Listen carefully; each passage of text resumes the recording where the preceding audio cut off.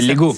C'est l'ego, mais l'ego. c'est peut-être, il y a un truc chevaleresque un peu d'aller T'as dans... envie de sauver parce qu'il vient d'en bas. Son parcours est incroyable. D'ailleurs, c'est un des seuls entrepreneurs qui a un vrai parcours difficile. Et pourquoi ? Parce que le peuple l'aimait. Et pourquoi le peuple l'aimait ? Parce qu'il se reconnaissait en lui. Et très vite, quand tu as des entrepreneurs qui vont sur les réseaux, qui veulent raconter une histoire qui n'est pas la leur, les gens ont la capacité de comprendre très vite. Ils savent ce qui est vrai ou pas. C'est comme un politicien. Maintenant, il lit son prompteur, t'as capté si c'est des conneries ou pas. Ben, les entrepreneurs, c'est la même chose. Et Tapi, c'était le premier entrepreneur à aller sur les réseaux sociaux. C'était un peu comme les réseaux aujourd'hui, sauf que lui, il était à la télé. Il se faisait emmerder. Hein. Ouais, lui, il avait des gros problèmes aussi. Parce que la jalousie, parce que t'es toujours un peu borderline. Et d'ailleurs, j'ai lu tous les bouquins qui le concernent. Celui de sa femme, là, d'ailleurs, qui est sorti l'année dernière. Et c'est toujours intéressant. Je pense que d'ailleurs, les entrepreneurs doivent lire tous les bouquins d'autres entrepreneurs parce qu'ils apprennent les erreurs, ce qui a fonctionné. Et ça te permet d'avoir plusieurs vies quelque part parce que l'expérience, c'est dur de l'avoir en 30 ou 40 ans de carrière.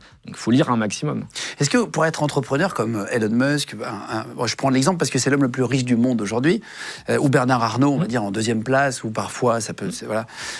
C'est équilibré, mais c'est à peu près le schéma aujourd'hui du tournage. Est-ce qu'on peut être gentil, doux et être entrepreneur de ce niveau-là, ou il faut être froid ? C'est un vrai truc, parce qu'il paraît qu'Elon Musk il fait des choix de manière un peu froide.